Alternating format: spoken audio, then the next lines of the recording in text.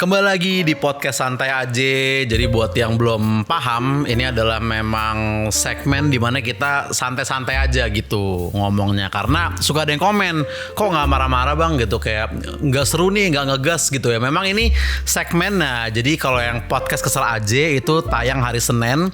Nah kalau yang hari Jumat ini nih gitu. Karena kan ya nggak perlu juga lah gitu setiap episode tuh kita marah-marah mulu atau berantem sama haters gitu. Makanya ini tempat ngomongnya juga gue ganti, gue nggak di meja lagi, gue di sofa supaya paham gitu. Kalau ini ya monolog versi santainya, karena kan duduk di sofa kan kayaknya kan lebih santai, identiknya sama tidur gitu. Walaupun kalau mau lebih santai lagi sih harusnya jangan duduk di sofa ya, tapi di bangku DPR. Jadi emang ini mungkin segmen yang nggak terlalu penting dan ya udah yang mau denger yang pengen-pengen aja, karena ini juga kayaknya udah hampir seminggu 2 minggu nggak tayang segmen ini. Kayaknya orang nggak ada yang nyariin juga gitu. Jadi ya kalau lo mau bertahan thank you, kalau lo mau cabut cari yang ngegas, cari yang marah-marah silakan juga, nggak apa-apa juga gitu. Karena kan nggak setiap video itu harus menjadi video andalan gitu. Ibaratnya misalnya menu makanan di KFC nih gitu ya kan, ada ayam original, ada crispy, tapi kan ada perkedel juga di KFC. Walaupun gue juga kadang nggak ngerti siapa sih yang beli perkedel ke KFC, kenapa nggak ke warteg aja gitu. Tapi ada di situ. Ibarat kayak lagunya Dewa 19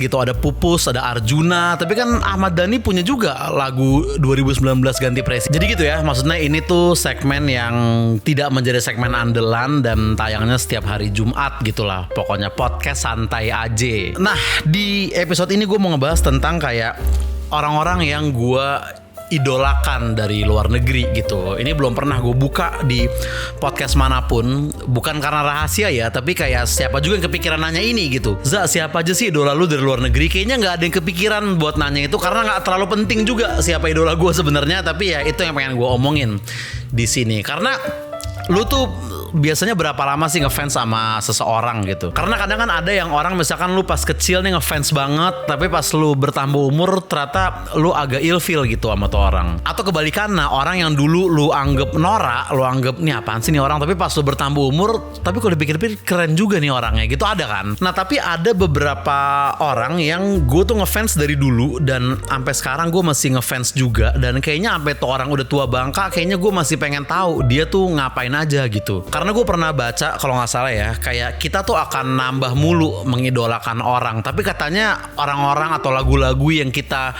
ngefans waktu kita umur SMP atau SMA itu bakal lebih ketanem di hati dan pikiran kita dibandingin usia setelahnya. Umurnya tuh jangka waktunya dari 15 sampai 19 atau 15 sampai 17 atau 15 21 gitu. Pokoknya katanya yang kita idolakan di umur segitu itu ketanemnya tuh bakal sampai lama gitu. Gue pernah baca. Gue baca juga bukan kayak di buku atau apa ya, kayak tweet akun random aja gue pernah baca waktu itu. Kayak lagu enak tuh bakal ada mulu dan akan nambah terus lagu yang kita suka. Tapi lagu yang lu suka waktu SMA tuh mungkin bakal ketanem sampai lu tua. Gue nanti mungkin pas udah jadi kakek-kakek gitu ya, gue udah mulai pikun, nama cucu gue mungkin gue udah mulai ketuker-tuker. Tapi gue yakin kayaknya refnya Dear God Avenged Sevenfold bakal masih hafal gue.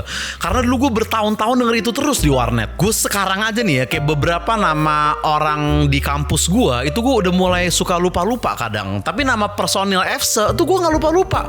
Tomingse, Wacele, Mechuo, Shimen gitu. Gak tahu tuh gue kapan lupanya. Kayaknya bakal inget sampai tua kayaknya. Padahal gue orang Taiwan bukan, gondrong juga kagak. Tapi gue gak lupa-lupa sama tuh orang 4. Mungkin karena gue tahu mereka ya di umur-umur segitu gitu ya kan. Makanya waktu Gen Z udah tua nanti, mereka bakal seneng banget tuh dengerin suara piring pecah, karena itu yang mereka denger di rumah selama SMP atau SMA gitu. Sorry itu harusnya nggak usah gitu-gitunya. Oke, intinya langsung aja deh. Ini adalah beberapa orang yang gue idolain dari dulu sampai sekarang. Yang pertama itu adalah P Diddy. Nggak bercanda ya, bercanda itu. Gue tahu satu doang lagu P Diddy, sumpah, I'll Be Missing You. Itu pun juga lagu remake dari The Police.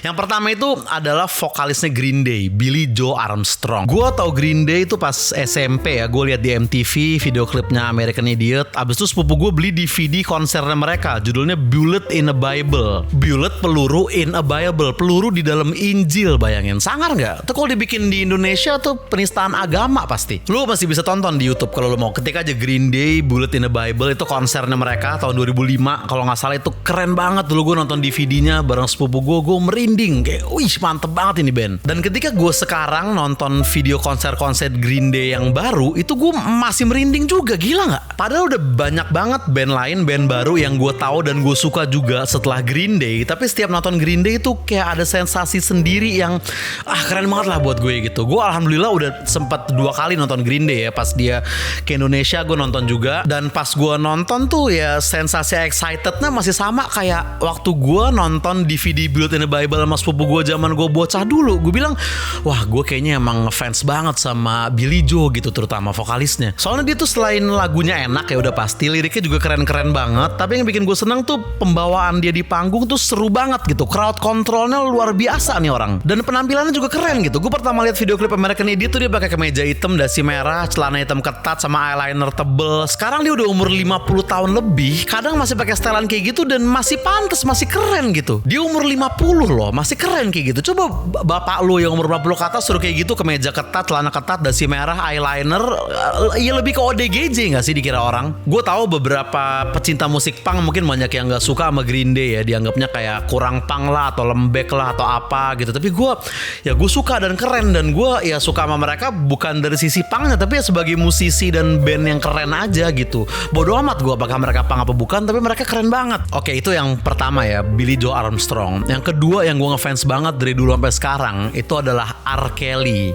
Gak bercanda lagi tentunya ya, dia kasus juga, dia pedo R. Kelly kalau gak salah. Jangan, gue tahu sih I Believe I Can Fly gue suka, tapi kasusnya dia gue gak. Yang kedua tuh adalah Eminem ya kan. Rapper favorit gue sepanjang masa itu Eminem. Temen gue yang Gen Z banyak yang bilang Kendrick Lamar juga keren, Tyler the Creator juga keren katanya. Sedangkan boomers banyak yang bilang Tupac lah, apa Biggie segala macam. Tapi buat gue enggak, Eminem tuh keren banget buat gue. Gue waktu awal bikin podcast Kesel aja, gue tuh pengen ngambil nuansa-nuansanya Eminem dikit sebenarnya. Karena Eminem tuh kalau lagi bikin lagu yang sedih tuh sedih banget, marah banget. Tapi kalau lagi bercanda juga brengsek banget bercandanya. Terus dia kalau lagi ngehina sesuatu dalam dirinya sendiri tuh dalam banget, personal banget. Tapi kalau lagi ngatain orang juga brutal gila, segala macem mood bisa nih orang. Makanya dulu gue awal bikin monolog podcast Kesel aja di Spotify tuh gue pengen kayak Eminem gitu. Ada episode yang serius, ada yang konyol, ada yang ceritain aib gue sendiri, ada yang nge-roast orang gitu. Gue pengen kayak Eminem versi podcast monolognya dulu tuh. Rapper apa yang haus Eminem. Sorry itu jokes basi banget tuh. Mungkin dari 2000-an awal udah ada, gue juga gak tahu siapa yang bikin pertama kali. Mungkin saking gampangnya kayaknya dari setiap tongkrongan ada satu orang yang kepikiran itu deh kayaknya deh. Tapi ada satu cerita Eminem yang gue suka banget. Jadi dulu tuh Eminem tuh sempat ada selek gitu sama duo rap namanya Insane Clown Pose. Mereka tuh 2 rapper bikin duo, terus mereka mukanya tuh dicat gitu kayak kuburan band. Jadi kejadiannya tuh setahu gue ya, fans hip hop kalau gue ada salah sorry. Jadi Eminem tuh kalau nggak salah awalnya ngefans sama Insane Clown Pose ini, disingkat ICP biasanya mereka. Nah terus di sebuah acara hip hop gitu di backstage-nya ICP lagi nongkrong aja gitu kan. Terus Eminem datang katanya bawa flyers acara gitu. Halo, gue Eminem nih gitu kan. Nih gue ada flyers ibaratnya gitu ya. Nah flyersnya itu adalah eventnya Eminem, tapi ada tulisan also performing ICP gitu apa gimana gitu. Nah si ICP ini bingung kan, karena mereka belum kenal Eminem siapa. Atau mereka bilang kayak, kok ini ada nama kita gitu, lu kenal kita juga kagak, lu minta kita buat perform juga enggak. Terus Eminem jawab, ya ini gue minta sekarang deh, lu mau gak tampil di acara gue. Nah terus ICP gak mau tuh, diusir Eminem kalau gak salah, gak mau, lu pergi lu. Nah dari situ mereka selek lah. Gue lupa siapa yang mulai distract duluan ya, siapa yang mulai ngeledek duluan. Tapi intinya mereka balas-balasan distract gitu, hip hop namanya juga kan. Nah Eminem kan aliasnya itu kan Slim Shady namanya. Nah ICP ini bikin lagu parodi judulnya Slim Anus buat ngecengin Eminem, terus Eminem balas lagi, terus gue nggak tahu balas-balasan berapa kali, sampai akhirnya konfliknya tuh gede di lingkungan hip hop mungkin, terus sampai masuk berita segala macam kalau ya Eminem sama ICP ini musuhan gitu. Nah kalau misalkan Eminem itu gue gitu ya, pasti mental gue nggak sanggup tuh mungkin musuhan kayak gitu, pasti gue udah DM ICP, atau mungkin zaman dulu belum ada DM, mungkin gue samperin ke studionya ICP, maaf ya sorry kalau gue lantang dulu, udah kita damai aja, mungkin gue kayak gitu karena kayak dulu gue ada konflik dengan Lutfi Anjay gitu ya, gue bikin video TikTok ngecengin dia, terus dia tersinggung, langsung minta maaf gue dari DM. Untungnya Lutfi bilang kayak ya udah lo kalau mau nge-roast gue nggak apa-apa asalkan di depan muka gue gitu. Akhirnya gue bikin lah acara roasting Lutfi Agizal di mana gue nge-roasting dia di Ketawa Comedy Club waktu itu gitu kan. Anjay. Sorry Anjayani bang maksud gue. Sebenarnya anjing sih maksud gue. Sehat loh Lutfi. Sebenarnya Lutfi ini lebih muda dari gue umurnya. Cuma sengaja gue panggil bang supaya kita nggak usah akrab-akrab banget lah gitu. Kalau gue Eminem mungkin akan kayak gitu ceritanya. Nah tapi Eminem ini beda. Jadi suatu saat Eminem tuh bikin konser gitu di Detroit, kampung halamannya dia, dan yang nonton tuh rame banget, stadion gitu kalau nggak salah. Dan di titik ini Eminem tuh bisa dibilang emang lebih terkenal dari ICP gitu. Terus ini terserah lu mau denger gue cerita atau lu mau nonton sendiri aja videonya, karena videonya masih ada di YouTube nih. Lu tinggal cari aja di YouTube nih keywordnya nih video ini.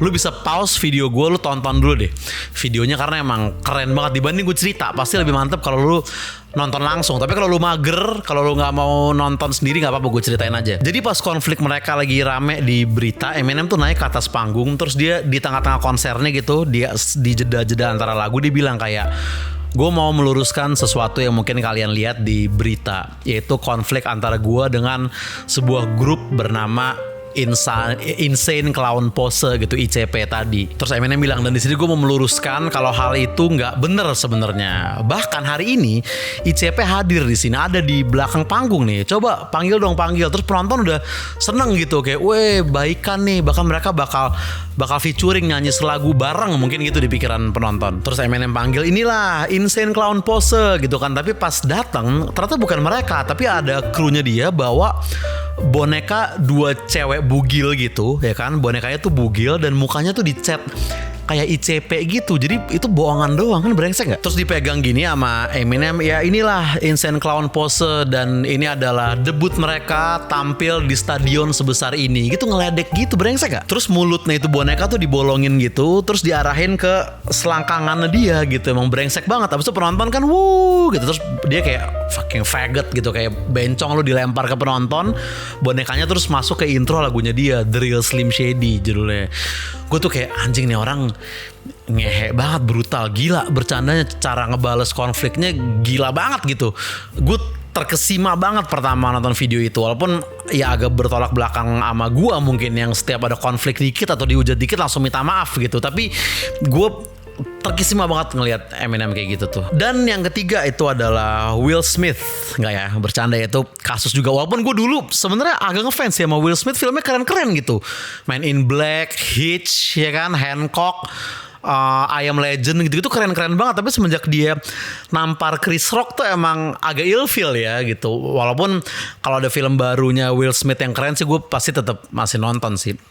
Tapi yang ketiga itu bukan Will Smith, tapi adalah Louis C.K. gitu. Louis C.K. ini mungkin stand up comedian favorit gue di seluruh dunia adalah Louis C.K. ini. Gue demen banget sama nih orang. Gue pertama tau Louis C.K. tuh bukan dari stand up, tapi dari film serinya dia justru. Jadi waktu gue SMP atau SMA tuh gue nonton, judulnya tuh Louis, itu series gitu. Tapi biasanya di awal sama di ending tuh ada cuplikan dia stand up-nya sebentar gitu. Dan setiap cuplikan stand up-nya gue tuh kayak gila nih orang lucu banget. Jadi sampai sekarang semua special show-nya Louis C.K. yang ada di Netflix tuh pasti gue tonton. Setiap klip stand up-nya yang ada di YouTube pasti gue tonton. Bahkan sampai digital download-nya dia yang di-upload di website dia itu gue tontonin, hampir semuanya gue tontonin. Emang gue seneng banget ngelihat stand up-nya Louis C.K. tuh bagus banget, lo harus coba deh. Gue tuh demen karena dia tuh kayak stand up comedian serba bisa gitu. Dia impersonate bisa, storytelling bisa, bercanda dark juga jago, opini juga gila-gila, main what if gitu ngayal juga bagus banget gitu. Dia ngehina dirinya sendiri juga lucu banget, tapi dia ngeledek ke orang lain tuh juga pecah banget gitu. Walaupun dia sempat kasus juga sih ya walaupun kasusnya nggak separah P Diddy dan R Kelly tadi mungkin, tapi dia sempat ada kasus juga. Tapi Lu coba deh satu aja special show-nya Louis CK di Netflix lu tonton, gue rasa lu demen pasti. Nah yang keempat nih, yang terakhir, gak usah banyak-banyak dulu ya, ntar kalau gue kepikiran mungkin kita bikin lagi. Itu adalah Matt Helders. Dia ini drummernya Arctic Monkey kalau lu tahu. Jadi gue tuh seneng sama drummer-drummer yang mungkin emang kelihatan jagonya gitu ya. Kayak Joy Jordison, drummer Slipknot tuh gue seneng. Terus misalnya kayak ya kalau di Indonesia Eno Netral gitu, di luar tuh misalkan ya drummer-drummer yang rumit lah gitu, gue seneng. Tapi yang bikin gue seneng sama Matt Helders ini adalah dia tuh kedengarannya kayak simple gitu. Kalau lu dengerin Arctic Monkey audionya doang, kadang lu ngerasa kayaknya biasa aja deh drumnya. Tapi sebenarnya kalau lu dengerin teliti, ini sebenarnya anjrit rumit banget gitu, dan dia tuh rapi banget mainnya, dan orangnya juga keren gitu, British cool gitu ya kan. Dan yang gue denger ya, ini gue nggak pernah baca atau apa sih, tapi gosip waktu gue SMP itu kalau nggak salah, waktu Arctic Monkey kebentuk, jadi mereka itu kan temen rumah ya. Arctic Monkey itu tetangga gitu, dia anak-anak gang ya, ibaratnya kayak pertemanan di komplek lah mungkin ya, di Sheffield gitu di Inggris. Mereka teman komplek nih, mereka pengen bikin band. Nah Matt nih pengen ikut, tapi dia nggak bisa main alat musik apa-apaan, tapi kayak gue ikut dong. Nah akhirnya sisa 3 personel lainnya kayak, Matt ini yang kosong tinggal drum doang nih, lu belajar deh, karena belajar lah dari nol supaya dia bisa gabung Arctic Monkey nih. Tapi setelah bisa malah kayak jago banget gitu.